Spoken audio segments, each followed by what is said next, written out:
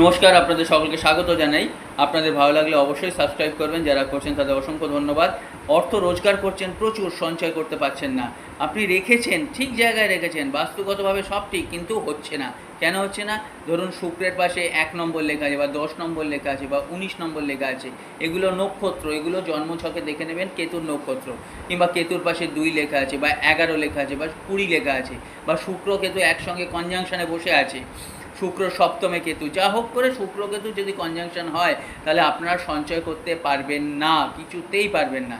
আপনারা কি করবেন? যেখানে আপনারা রাখছেন সেই লকারে একটা রূপোর কামধেনু গাই রেখে দিন, আর লকারটা রাখুন পশ্চিম দিকে 270 ডিগ্রিতে।